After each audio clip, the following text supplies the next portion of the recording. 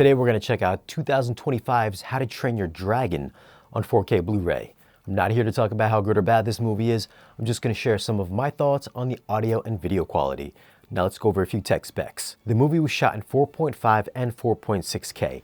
It's got a 4K DI. It's rated PG. Runtime is 125 minutes. Aspect ratio is 239:1 and 1.90, which means this movie does have the switching IMAX scenes. And the audio is in Dolby ATMOS.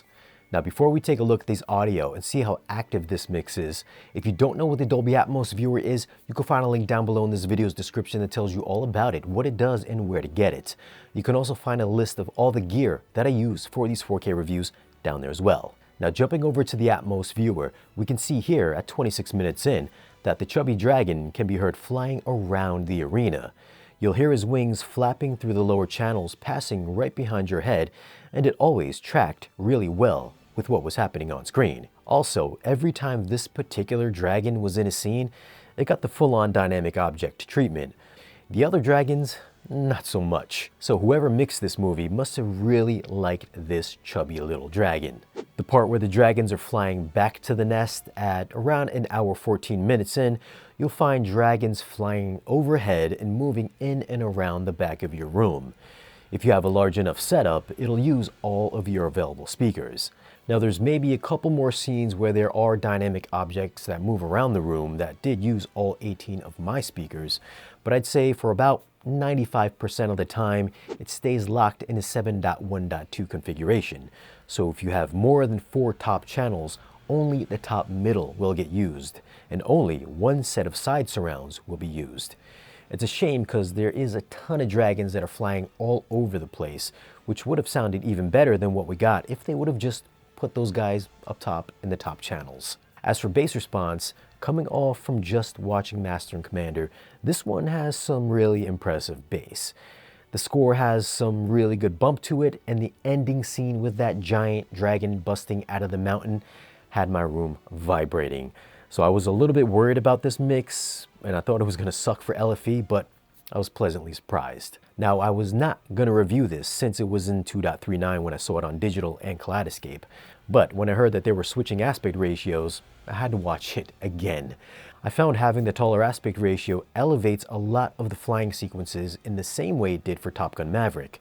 So if you have a big enough display, it gives you a much more immersive feel to it when it goes from the shorter 2.39 to taking up more of your field of view for those IMAX scenes. It works even better to convey the size of that giant boss dragon at the end. Now, despite this being shot digitally, it does look like they added a touch of film emulation, which takes the edge off of shooting digitally. So there is a very fine layer of digital grain throughout. You'll notice this more in the darker shots where it's probably a mixture of digital noise and grain, whereas on the daytime stuff, it's a lot cleaner. It's still got an extreme amount of detail, which you'll see tons of textures in all the Viking costumes and in the sets. And after watching Jurassic World Rebirth, I think those goofy dragons in this movie look more convincing than the ones in Jurassic. Although, with how clean the movie looks, some of the interior shots do look more like film sets rather than real life. As for HDR, it is in Dolby Vision with a fairly bright overall image. The color palette is very natural with nicely saturated greens and blues for the outside shots, and the specular highlights from the explosions and flames can make you squint. The black levels were excellent and provided a good contrast with the brighter elements, although a couple of the darker scenes did look slightly raised, and there is a scene towards the end of the movie where the blacks do look crushed. This could be an intentional look, but it is something that I noticed. As a whole, I thought this was a fantastic looking movie. HDR had brightness and vibrancy, and there's a boatload of detail on hand to show off your 4K display.